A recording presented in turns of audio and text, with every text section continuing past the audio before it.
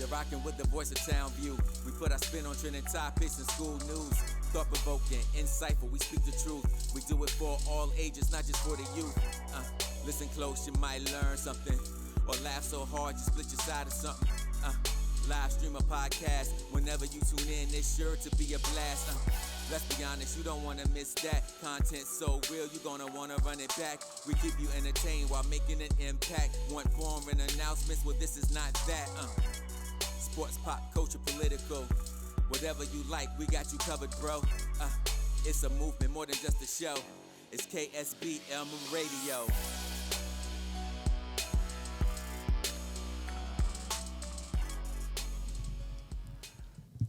Welcome, KSBM viewers. This is your favorite radio host, KG, along with our Nemo. I'm Nemo. And our radio guest, Curtis Action Jackson. So it's a pleasure to have you on the show. I mean, we've been following you for ever since the First Friday event. We've been following you, seeing what you're doing as far as the motivational speaking and even the competition that you're going to be a part of that's going to be televised. I know you can't say too much about it, but you know, it's very classified. A lot of stuff that you got to sign. I know it's a hassle, but you know, just real quick synopsis. Let's ask you, so who is Mr. Jackson?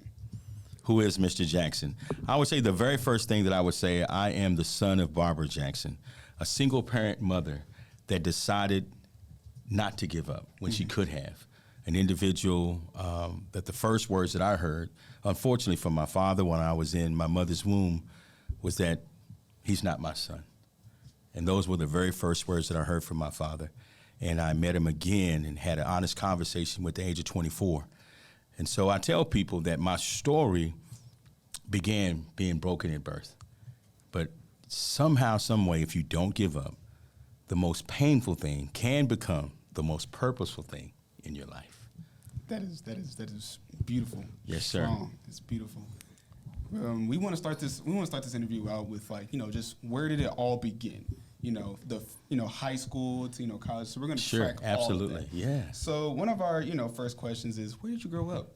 I grew up in Oak Cliff, Texas. AKA Oak Cliff. Yeah. So being from Dallas, Texas, I actually, around this particular area, I call it my stomping grounds. It was a place that I learned how to be a man, so to speak. Right here in Dallas, born at Parkland Hospital. Not the new one, the old one. You were there too as well, yeah, the old one.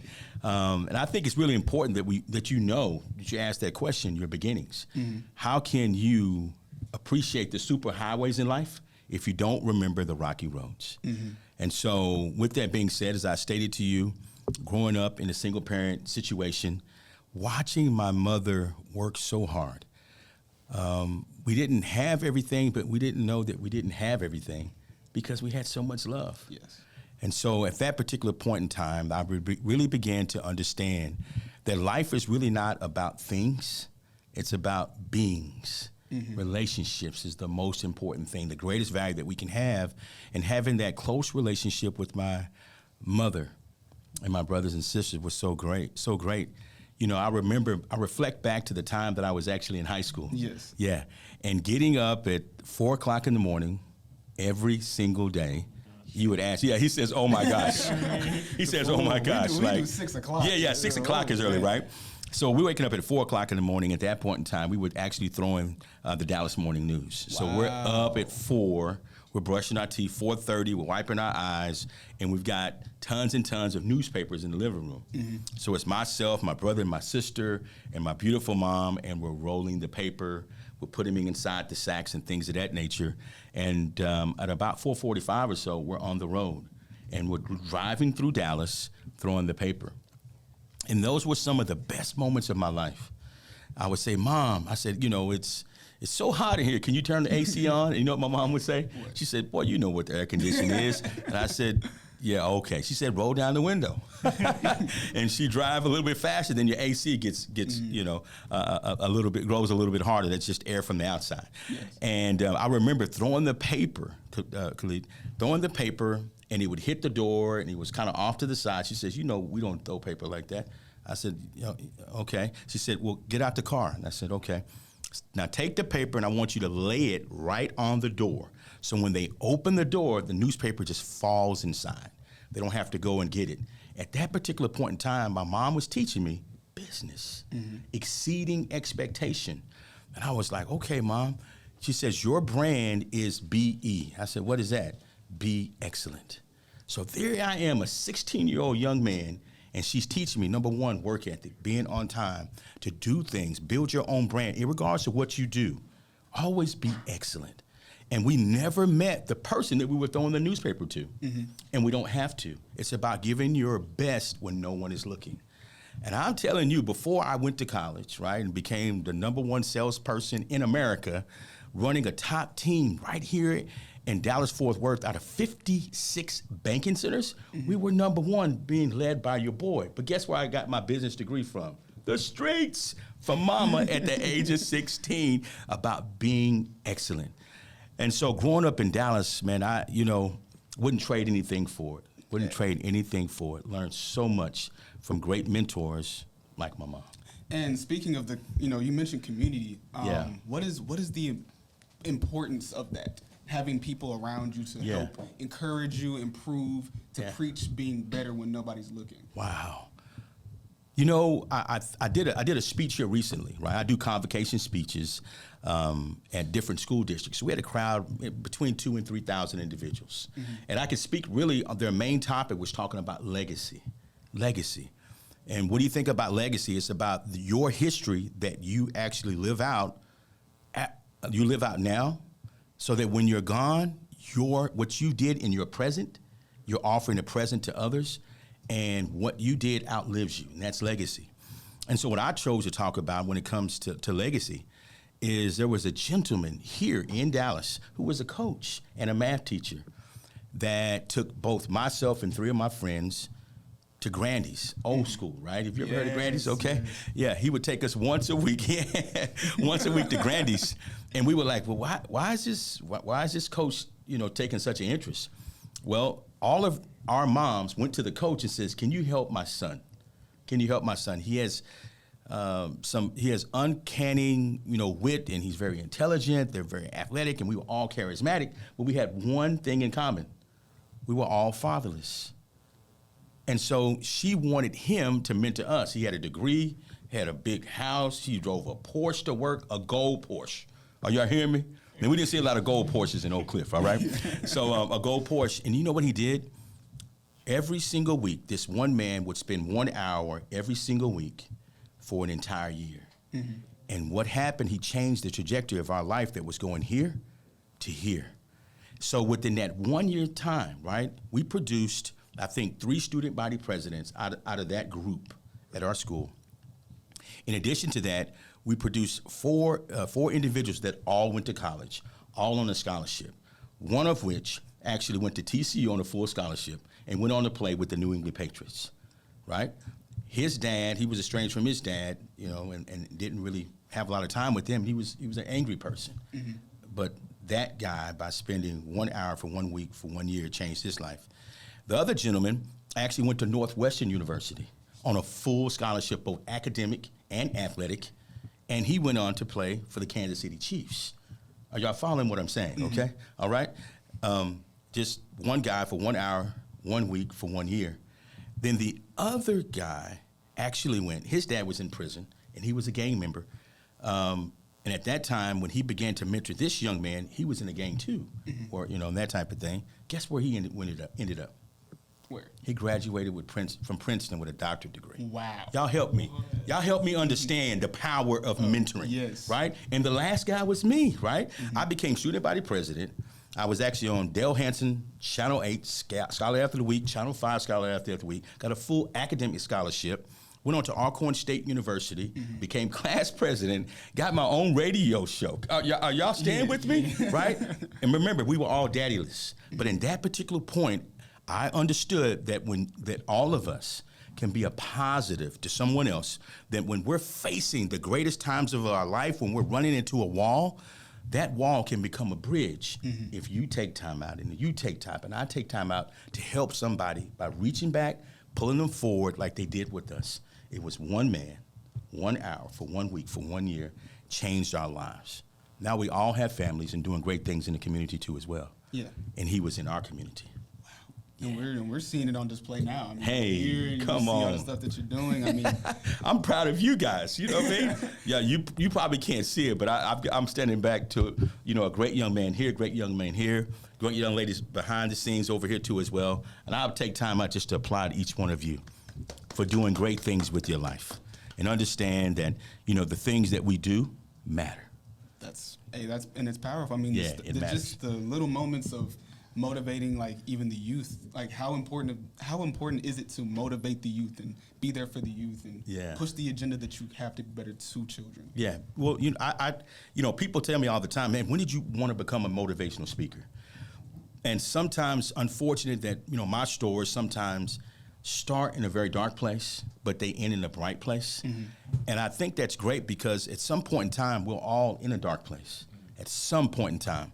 So for me, I went to Dallas Sunset High School, and I remember as a 16-year-old, I had a friend that every time he walked through a door, the whole room would just light up. Mm-hmm. Do you know people like that? That's just like instant positivity. Like, I want to be your friend even if you don't even know me. Like, I'm adopting you as my friend, right?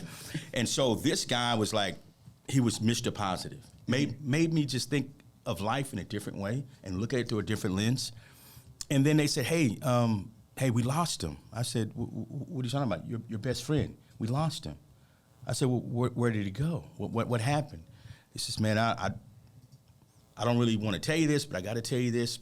And I'd rather that I tell you before somebody else. He likes soccer. I said, yeah. He's going to soccer practice. Yeah. They kind of ride, in the back of the truck sometimes because they didn't have a school bus to take him. And he says somebody was doing a drive-by, man, and he got shot. He got shot in the head, man. I'm like, what? I was, have you ever been in shock? Mm-hmm. Where the pain was so great that you feel numb? And at that point in time, I felt like my life was like you take a shirt and you put it inside the dryer and it's just spinning. I felt like my life was I didn't know what day it was, what time it was. I couldn't even think. Well, guess what? The whole school felt like that because he was just that kind of a magnetic type person. And I have to really just thank my principal. What they did is they took us to back then Reunion Arena before we had the Air American Airlines Center. Mm-hmm. And they brought in this guy named Jimmy Cabrera. Took the whole school, packed it out, and we were because the school it had a dark cloud over it. And he began to speak, and he was telling me, man, how hard his life was when he was younger, and he was poor, and he was going through different things. I said, wait a minute, his life sounds like my life. But how is it that you're standing up there with suit and tie, you're smiling, and you're saying all these positive things and talking about how to turn a negative into a positive, and you're saying good seed and bad seed and all these different, how are you doing that? Mm-hmm. It was a Hispanic brother. And he talked about choices. He talked about, taking control of your life and no longer being the victim to being the victor. How you can flip it over like a pancake, How you take the word no and say, no, it's not no, it's own, baby. And I was like, wow. So I was sitting in the back. He says, who's going to take this information back to your schools? Who's going to be courageous enough to do that? And I raised one finger and I said, I will, Jimmy. His name was Jimmy Cabrera. He said, did somebody say something in the back? I said, I will, Jimmy. He said, tell that young man to stand up. And I stood up and I said, I'll take it back to my school and I'll take it back to my community, Jimmy. I'll do it for you. And at that particular point in time, that is where Curtis Action Jackson was born. I said, I want to be just like you, Jimmy. I want to be like you. I want to change the world. So from age 16 till now, to this day, I talk to every single student. If you could breathe, I'm talking to you. It didn't matter what you look like. It didn't matter where you were from. Mm-hmm. I just knew that every person had value. Every person mattered. And that's where I started my motivational career. And that's where it all began. Is Jimmy touched my heart, and my goal was to touch the world. You mentioned earlier about bright and dark places. And yeah. From personal experience, I don't know how high school's been for y'all, but it's kind of been like a roller coaster of those kind of like situations. Yeah. So how was high school in general for you? High school in general for me, well, back when I was about 15, 16 when I started, 15 as a freshman, I was, I wasn't the tallest. I wasn't the most handsome. I wasn't the smartest. I just kind of existed. And I don't know if there's anybody out there that feels like that at times, that you feel like you're just existing. And I remember I was a kid that ran home because I was bullied. And I don't know why I was a magnet where people just wanted to either beat me up or say, things to me that are not positive. I don't know. And I remember as a freshman in high school, I ran to the gym. It was kids chasing me, and there was a guy that was about to hit me. And then a guy came up behind me, and I was on the bleachers like this. It says, "Don't hit him. He's with me." I look back. I looked back at them. I said, "Y'all heard him? I'm with him." His name was Rock. Mm-hmm. He's like 6'4", 6'5", something like that. And he was like built like a Mack truck. Had this deep, like Barry White type voice. And he says, "Yeah, don't hit him. He's with me." And at that point in time, wow, I was like, you even know me? He's like a senior, right? Like, I'm a freshman. Like, yeah, I know you. He's on the basketball team. I was like, "You know me?" He said, "Yeah." And I said, "Rock, thank you, man." And that point in time, I understood what he did for me. I said, when I get stronger, when I get taller, when I, become a little smarter, when I can be a leader like him, I'm going to take up for other people. I'm going to help the weak be strong, and I'm going to help the voiceless get a voice. And I'm going to help those who other people call cowards, I'm going to help them to be courageous. Rock helped me to do that. So when I became 16 and I lost my friend, then my identity came up, I want to help people. So my thought is that the best life to live is one that's giving, not the one that's taking. Everywhere I was around, there was pimps and there was prostitutes and there were drugs. They were all taking, but nobody was giving. So through my friend Rock, and through my friend Jimmy, I learned how to give. And then that's when my life started to blossom. So I felt like I lived in a concrete jungle, but I said, I'll be the one rose. I said, if it's dark everywhere, I'll be like the sunlight, right? I said, man, I'm gonna overcome by loving people and by doing things that are positive and by giving back. And so that's when I learned how to take that victim mentality and start being victorious. Because I still was suffering from that pain inside. I was like, why did my dad not want me?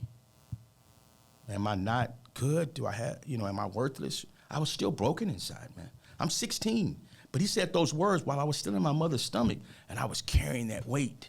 Oh, man. And what I did at the age of between 16 and 17, I remember this. I'm so glad you asked. I live, maybe a block or so from the school, and I'm standing on the second floor in the projects, man, in the projects. There's nobody else around, and I've got tears in my eyes. And I'm not ashamed to say this. I didn't want to breathe anymore. I didn't want to live anymore.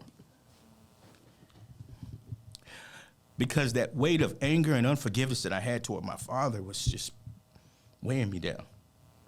And, but that day, I decided to take my life back, and the way I did is I decided to forgive him. Because I was the kid in first grade looking through the window. I said, maybe he's going to come home now. Or Christmas Day, I'm like, maybe he'll show up. And he never showed up. Every birthday, he never showed up. And so I said, you know what? Since he's not going to show up, I'm going to show up. Even if I never meet him, I'm just going to forgive him. And so when I forgave him that day, I felt like a weight just dissolved off my shoulders. And I felt lighter, I felt taller, and I felt stronger. And that's when my life really took off. And I really started to blossom. Yeah.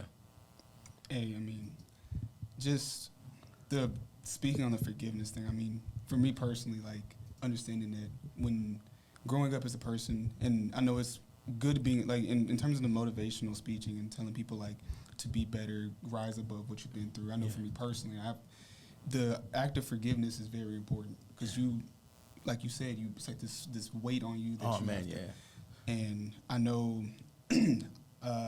it's hard to do it. It's hard. Yeah. And then once you get past it, now you're able to blossom. And I guess my next question is to you. Now, like once you got to that point where you blossomed past what you've been through, I mean, how has it been just telling people like rise above what you've been through? Like earlier, through college and then coming out of college and doing it now. How's that journey been? Yeah, and that's a good question, right? So everybody talks about, hey, I'm on the top, I'm the greatest this and I'm the greatest that, and I've got like so many accolades.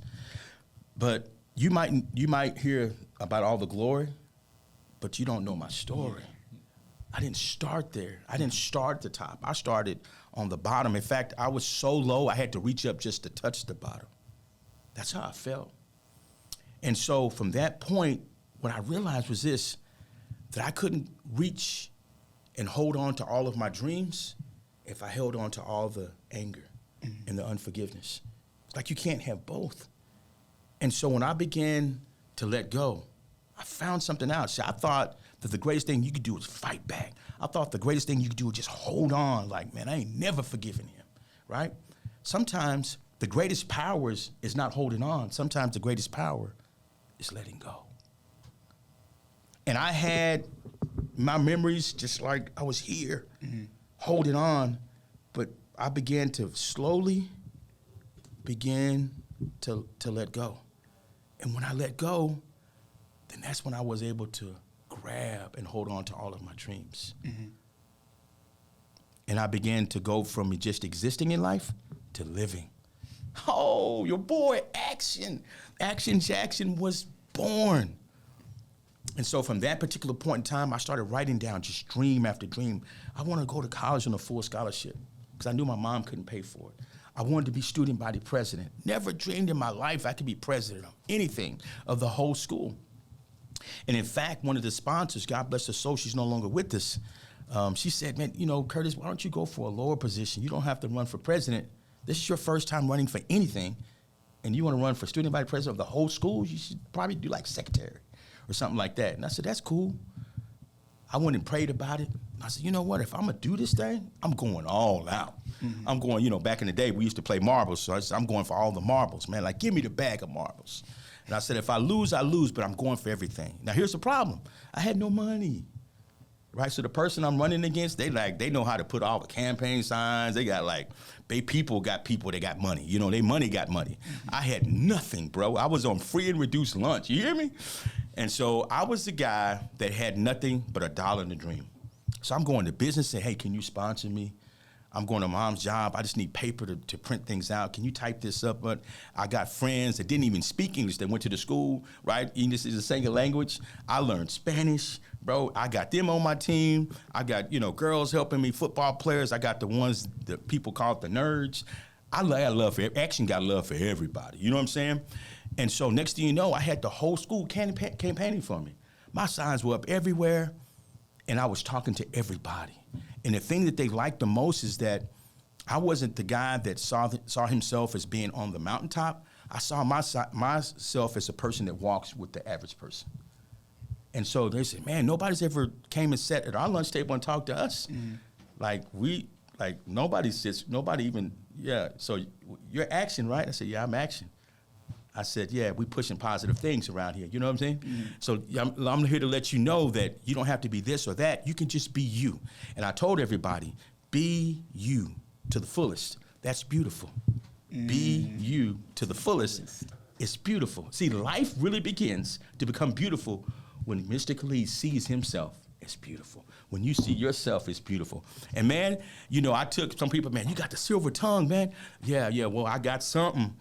But what I'm doing, I'm speaking positive because, people know that, we pretty smart. You can tell when somebody's like just talking to be talking and that they ain't really being honest with it. You might not say something, but you can smell it like, around the corner, down the block. Like, yeah, we know you just, you know what I mean? You fake and phony. Yeah. I ain't gonna say nothing, but you know what I'm saying? So we call it real, recognize real. And so when I was talking to people, they felt me. Because they knew I was being true. I wasn't trying to get something from them. I was trying to get hope to them. And in fact, when I graduated, I met people, and they were like, man, remember talking to me when you were junior in high school? Wow. I said, man, I talked to a lot of people. She said, you don't even know this, but you saved my life. I was about to take my life, but because you came and talked to me, you saved my life. And I got a family now. And I just want to tell you, Action, thank you. See, the thing I really want to say is that you don't have to be 60, 50, 40, 30, or 20 to make an impact on this life. I want to tell you, if you could just look in my eyes, that you can make an impact right now. You can be a preteen or a teen, and what you have to say and the life that you're living matters. That you can change somebody's life by simply saying hello. That you can change someone's life and say, hey, just don't give up. Yeah, I don't have a doctorate degree. I don't have $1 million. But here's the thing. You don't have to be a millionaire to give back. You don't. And that's, I mean, just the word of, like you're saying, man, it's just telling people, like, don't give up. Giving people, like, reassuring people that you can do it. I mean, it goes a long way. Yeah. Like, it goes a long way. Yeah. You've been doing this for a long time. Oh, yes, sir. Yeah, so, since I was 16. So, so how is it now? Like, let's talk about the now. Like, how is it now? Yes. So, you know, we kind of talked about, I went on a full academic scholarship, had my own radio show and things of that nature, and then came out of college, had one of my beautiful daughters. This one here is called Emerald. The other one is called Diamond and Emerald, one of my greatest joys. I remember, you know, standing in the hospital room before they were delivered, and I wanted to run. You know why? Because I'd never seen a father, so I didn't know how to be a father, and I was straight up intimidated. Like, I'm going to fail doing this. And so that day, I had to make a decision if I was going to run like my father ran, or if I was going to stand strong. And I looked up again. I said the longest prayer ever. You know what it was? Help. Because I don't know what to do. And so at that point in time, I said, you know what I'm going to do? I don't know how to do this, but I'm going to do it afraid. And I made that decision at that particular point in time that I didn't have to be perfect to be a father. I just needed to be present. I didn't have to be perfect. Just be there. And so from that point, everything I try to do is to be there for my wife and for my beautiful children. And I went into the workforce, and at that, I became Mr. CFS. That's when I worked for a debt collection company, one of my first jobs. And I had people calling the debt collection company. It was an elderly lady. And she says, "Baby, I need to talk to Mr. Jackson. I don't have that much money, but if I'm gonna pay anybody, I'm gonna pay that angel, Mr. Jackson. I only get like $300 a month, but I'm gonna pay him because he's so nice to me." So what debt collector did you know that people want to call you and call you an angel? Because I told them it's the same thing I learned in high school. Mm-hmm. It's that we're not walking banks and we're not walking wallets. We're people. Our greatest value is not what we have in our hands or bank accounts or in the house. Our greatest value is us, and that's what I would tell people. And they did that. And so that went on trend-wise. I went on to work for the bank, too, as well. And I told you there was 56 banks in Dallas-Fort Worth, and we were number one for 52 weeks. Mm-hmm. So then from there, I went on to work with the Dallas Mavericks. Worked for the Dallas Mavericks about 15, almost 2 decades or what have you, but working with them, I came in for the interview with the stroller. Mm-hmm. Now, when you go in for interviews, mm-hmm. you're not supposed to walk in with a stroller. I walked in with a stroller with 2 babies, and I said, I can't afford right now, like, daycare. So I didn't want to miss my interview. So I brought, if you don't mind, I brought my babies with me. Now, you know, sir, I can leave if you want me to, but it's all I got. He said, sit down. He said, anybody that would bring their babies to the interview, oh, I know you're going to show up for work. Yeah. And I was like, huh? He says, yeah. And I said, the way I got the interview, check this out. The way I got the interview, as I said this, I said, you don't have to hire me, but if you do, I'll work for 40 hours for 1 week, and if I don't do a good job, you don't have to pay me anything. He said, excuse me? So you don't have to pay me anything. But if I do good that week, will you bring me back? He said, all right, it's a deal. So I worked with the Dallas Mavericks for 1 week, and the next week, they brought me back. And the next week, they brought me back. Next week, they brought me back. And then I got Coach of the Year. Now, this is working with the youth here in Dallas. We got other guys. We got doctorate degrees. They've got, you know, collegiate championships. And then you have me. I didn't have any of that. I just had a dream. And so what I really want to say to everybody there, as Khalil was saying to me, so tell me about now. I can't tell you about now until I tell you the journey how I got here, is that I don't want you to ever look at the things that you don't have. And don't ever look at the things that you've lost. Always remember that the miracle is what you have left. I didn't have a babysitter, but I had a father that was taking care of the kids. I didn't have all these championships, but I had a dream. And so the miracle, then they said I became, after my first year rookie, coach of the year. But they flew in people from California down to the Dallas Mavericks because wherever I went, the parents were calling. And the kids were saying, where's Action going next? Wherever he goes, I'm bringing my kid. We're coming there. So they were selling out a week or 2 weeks in advance just to come see me. Remember, I was the guy that went to the interview that didn't have a babysitter. Looked totally irresponsible. But I said, this is all I have. And they saw a committed heart. So I wanted to be coach of the year. They videotaped me doing my things, working with kids and being one of the first motivational speakers for the Dallas Mavericks. Now remember, I'm from Oak Cliff, Texas, baby, just like y'all, man. I'm from Dallas, you know what I mean? That's a dream come true, to be a motivational speaker for a multi-billion-dollar company. Come on, man. Come on, man. You know what? I'm clapping up for you. You know why? Because you're beautiful. Be you to the fullest, baby. And so when I went on from there, I got a phone call because someone heard that I was working with the Dallas Mavericks from a guy in Hawaii. I said, okay, what are we talking about? He says, we want you to come out and run our basketball team. Me? Yeah. In Hawaii? He said, yeah. I've never flown that far, never been that far. Next thing you know, I look at my wife, and we decided not to just sit back and exist. We decided to live.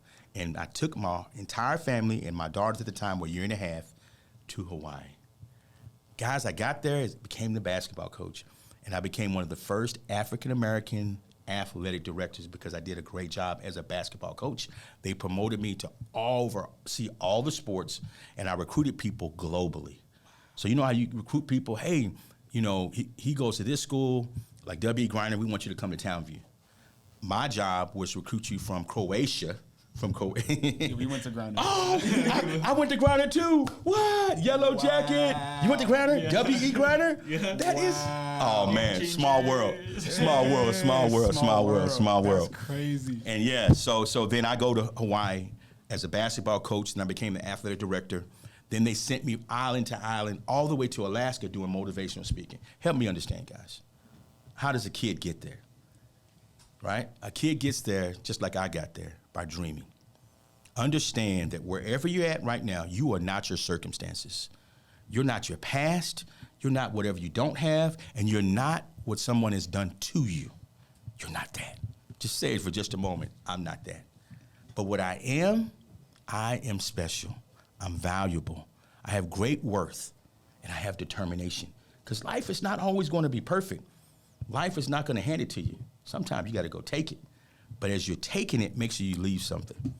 And that's why I was so thankful to have this opportunity. Yeah, I've been on TV, radio, spoken a lot of kind of things. But guess where I wanted to be? I wanted to be at Townview High School with my boy, with my fam, with my new fam too as well, to give back to some of the greatest people on earth, our youth. And so with that being said now, what I do now, can I tell them? I was a part of the Great America Speak Off, right? So you've heard of American Idol, right? So American Idol is for singers. Hey, that's one thing I'm great at background, but I'm not going to lead a song, okay? My daughters are the one that sing and rap and produce and all that kind of stuff. Hopefully they'll be on this show one day too as well. And so my wife entered me into a competition, much like American Idol, but it's American Idol for speakers. So it's called the Great American Speak Off. And so I'm there right here in downtown Dallas, and there's almost 1,000 people in that area that applied right here. I get there at 6:40 in the morning, and there's already 150 to 250 people that are already there with the sign on that has their number, and it's 6:40 in the morning, and they're ready. I was like, wow, okay, so this is going to be like a competition. And so what happened is we have to go and do all of these speaking competitions in front of judges, just like you do at American Idol. And I told them about my story, how right after my daughters were born and they were in ICU, I went to ICU, and My daughters were on one floor in ICU, and I was on another floor in ICU at the same time. Some people say sometimes when it rains, it pours. And so we were in a tough situation. Both of us were in the crust of losing our life at the same time. And I came out of that particular situation where I was in a coma. And I remembered that there was someone screaming in my ear, we're losing him, Mr. Jackson. He's shutting down. My organs were shutting down. And then there was another lady that was screaming, Mr. Jackson, you gotta fight. You've got 2 baby twins. You can't give up. You've gotta fight. And so at that particular point in time, in the coma, I heard both. But I had to choose which voice I was going to listen to. And so I listened to the lady. And with everything that was inside of me, I was like, I can't give up. I can't give up. I woke up. So the question we have to always ask ourselves is, which voice will you listen to? Will you listen to the voice that says, give up and quit? Or will you listen to the voice that says, I'm going to fight? And I want to tell everybody that's out there that's listening to this radio show, know this one thing, that your life is worth fighting for. So based on that speech, right, that I progressed to the next round and to the next round. The whole stage was full. They had this thing called the golden ticket, right? These are all the winners that are going to Miami, Florida. So I'm in the back. I've got change of clothes. I didn't know if I was supposed to, be suited and booted or wear my hoodie, which I won't, how you want me to present action. And somebody walks in, Action, where you going? I said, nowhere, I'm just getting my charger, my clothes, because all the winners are there. And he said, well, don't go anywhere. I said, okay, cool. I'm just packing up and that kind of thing. And he says, here's all of our winners, but wait.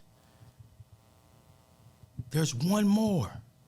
And the whole crowd just stopped, like dead silence. We have one more. And I was like wrapping up my cord. I said, oh, you got one more? Okay, it's cool, man, He said, and that person is Curtis Jackson. And the crowd goes crazy. And I'm still rapping the chorus. Man, must be another Curtis Jackson here. Still rapping. No, it's you, sir, it's you. I said, me? Yeah, you. I'm looking around. Me? Yes, sir, you. And I'm walking toward the stage. And I'm still pointing at myself, you. So I said it 4 times. And then as soon as my foot hit the stage to go up there and get my golden ticket, I broke. Tears just started falling down because I remembered all the things I had been through in life, and my dream came true. So I'm standing there, the only person with the golden ticket with tears streaming down in face, because I was so grateful and thankful. And finding something to be grateful and thankful for is your superpower. Thankfulness and gratefulness is your superpower, because it's hard to be depressed and be grateful. It's hard to be in a place where you feel like you can't make it and be thankful. So I was so grateful and so thankful. Now, I can't give out many more details because they made us sign some things. Yes. Sign some things. Y'all know what I'm talking about, contracts, right? But I went down to Miami, Florida, and your boy represented. And now I'm here. So I'm a part of season 1, the Great American Speak Off. This is what I didn't know. There was 27,000 applicants. And they took the top 100 to Miami, Florida. So I had 27,000 on all of the America. I was in the top 100 to compete. And then the top 100 competes for the number 1 spot. Wow. What? Come on, boy. Come on, good, man. Hey, 27,000. 27,000. 100. Yes, down to the top 100 in America, man. Can you believe that, bro? Crazy. Yeah. Is it crazy? To believe. Yeah. It's like, wow. Yeah. So what kind of, I mean, you've already explained it right there. I was going to ask you, like, how was, like, so I was going to ask you, like, how's that experience? Like, how does that feel? Yeah. But, like, do I even, like, ask, like, what's next? Like, Yeah. What is next, man? And that's the thing that we all should want to live, right? Mm-hmm. Is I want to wake up tomorrow. Like, I want life to surprise me. And that's with the challenges at times.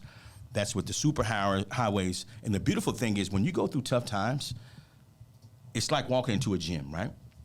When you walk into a gym, everything within that gym is screaming adversity.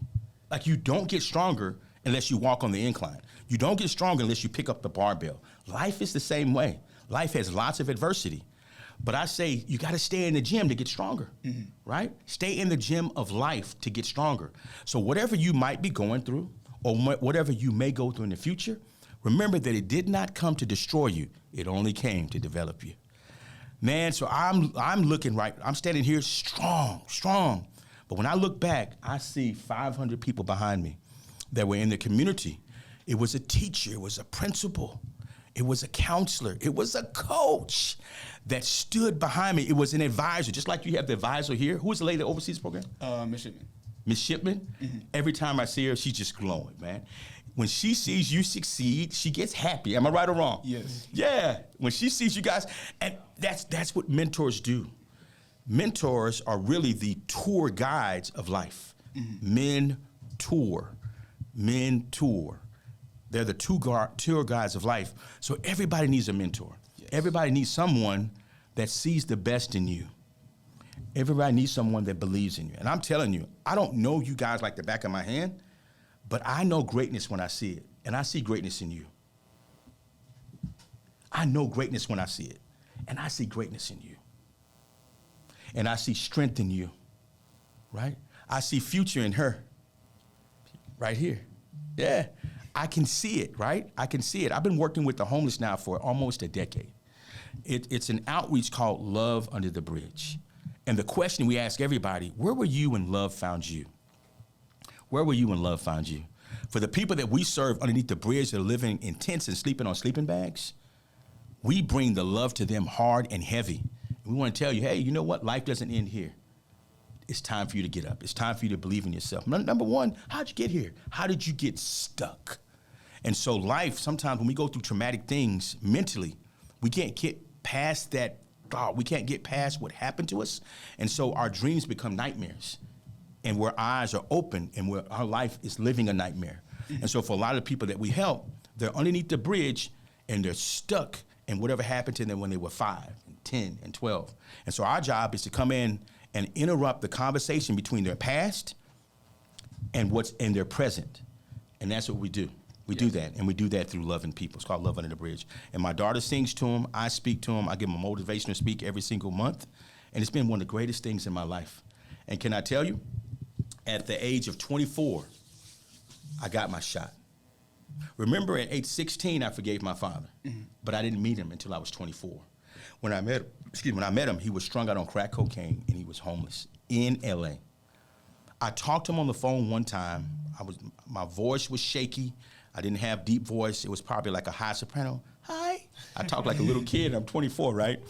Because I didn't know do I call him Dad? Do I call him Clarence? I didn't know what to do. And so I talked to him for the first time, and I just said hi. And I told him I missed him. And so he got on, I guess, Greyhound bus, and he came from L.A. to Dallas. And I said, so why did you move? He said, it was something in your voice. It was something in your voice. So in that moment, I clicked that no one has a voice like you. Like your voice is needed in the world that we live in. Your voice is needed. The world needs your voice.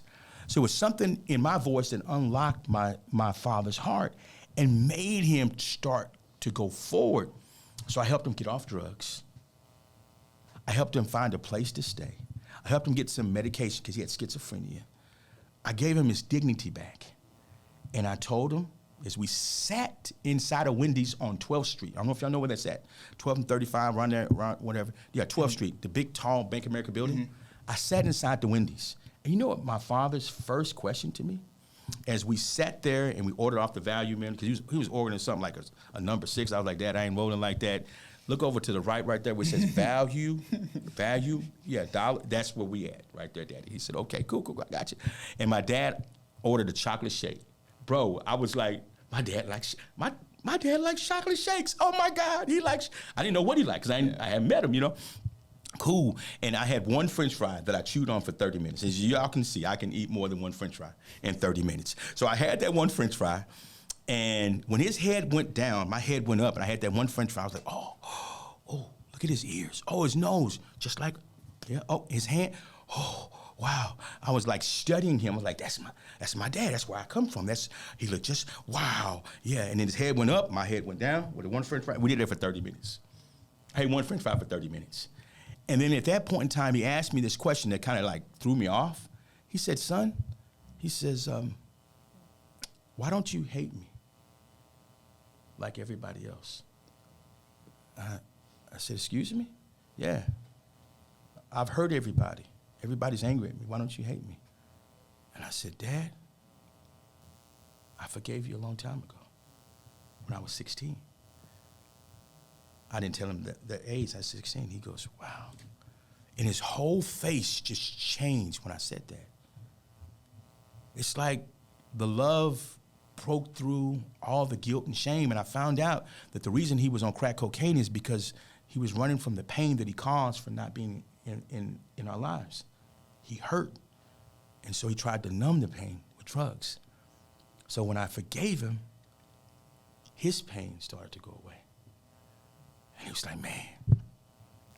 He said, now I can go home in peace. I was like, okay, let's wrap it up. Let's get back to the crib. And then that's when I got the call to go to Hawaii. Mm.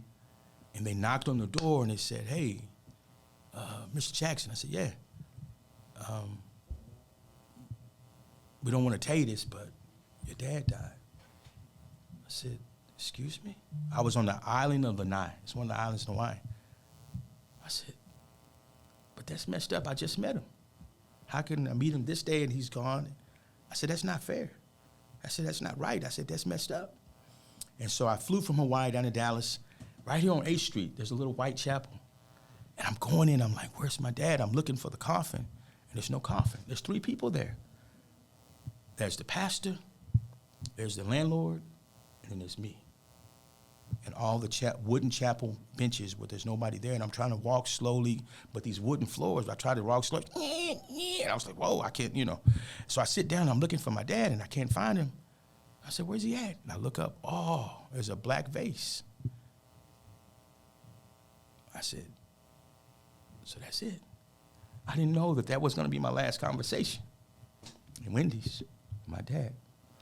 And so I want to say to everybody that's out there, when you get a moment, don't waste it. Choose to forgive, not to fight. Choose to love and not to hate. I didn't know that was going to be my last moment that I would see him. And I'm sorry for crying, man.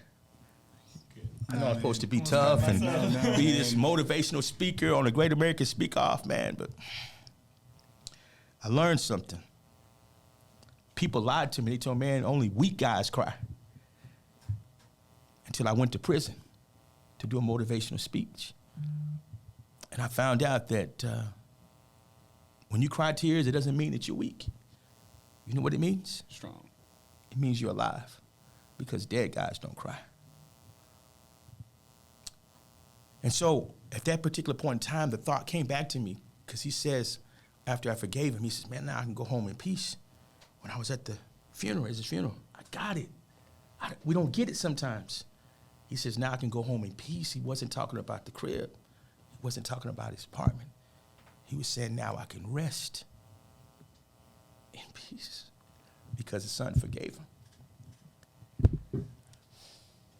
And that was one of the greatest moments of my life. And so one of the things I do when I go out and do motivational speeches is I ask them, who do you need to forgive? And what do you need to let go of so you can hold on to your future? I got to tell you, man, I didn't have any intention of coming on your radio program and being this emotional, man. But you guys bring it out of me, man. I don't know if it's the questions. I don't know what it is, man. I just went through therapy, the Oprah show or something. I don't know. But, man, I thank you for this opportunity. I thank you for this. You guys are doing magnificent things.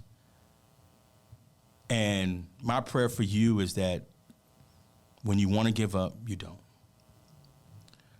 If I had to say something to anyone that's listening today, is remember 2 things. If you can commit to action, even though you might not know me, that whenever you think about giving up in life, I want you to do two things.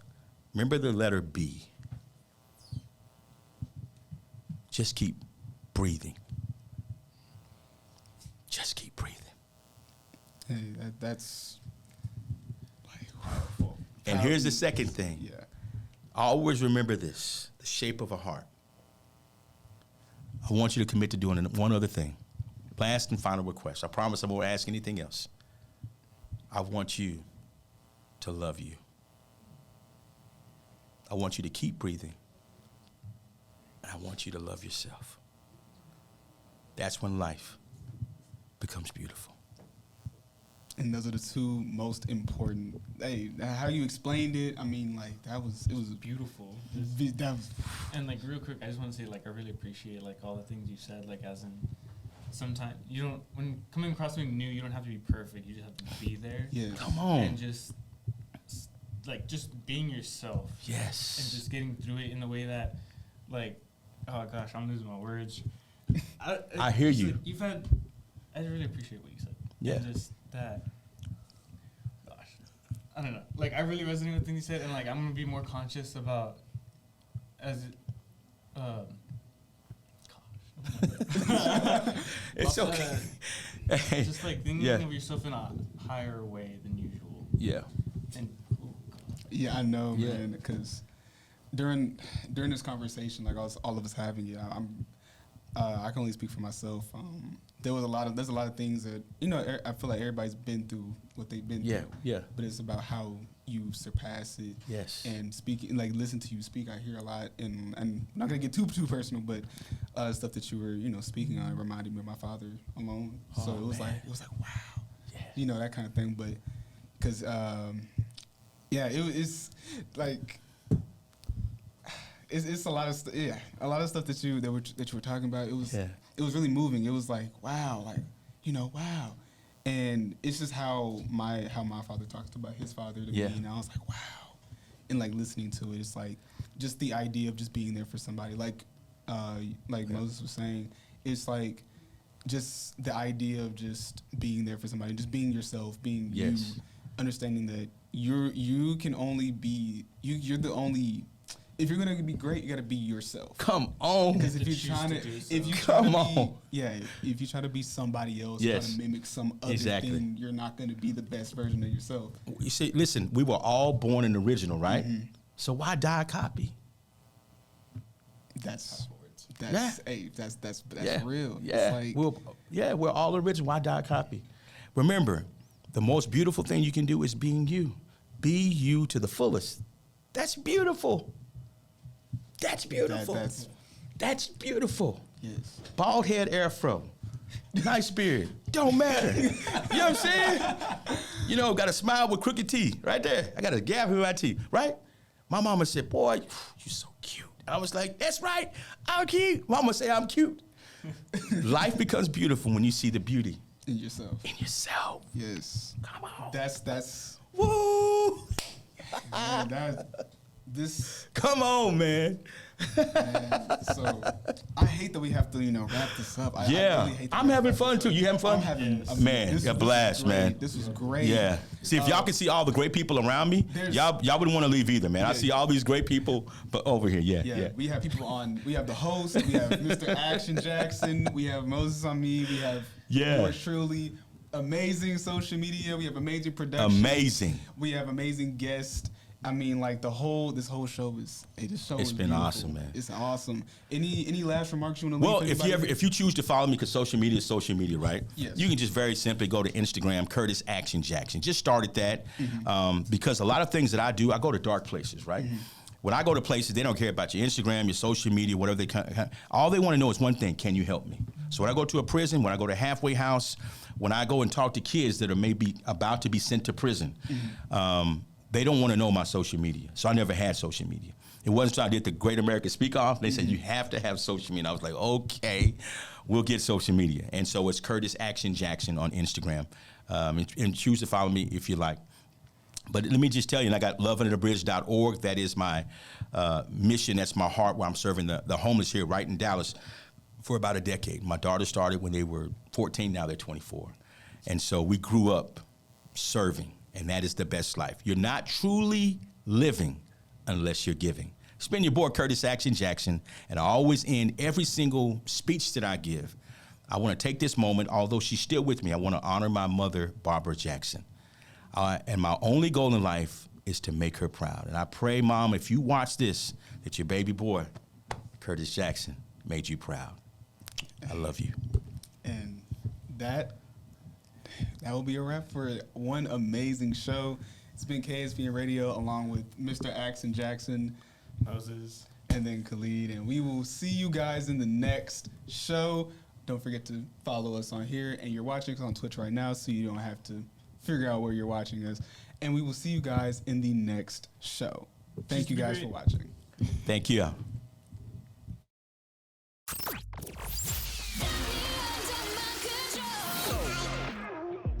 Thank you for listening to KSBM Radio, the voice of Townview. My radio station. We hope you enjoyed the great content and great discussion, all from a student's perspective. Make sure to follow us on Twitter for the latest updates at KSBM_TVT or on Facebook at KSBM Radio. Add them on Facebook. Check them on Facebook. Take care.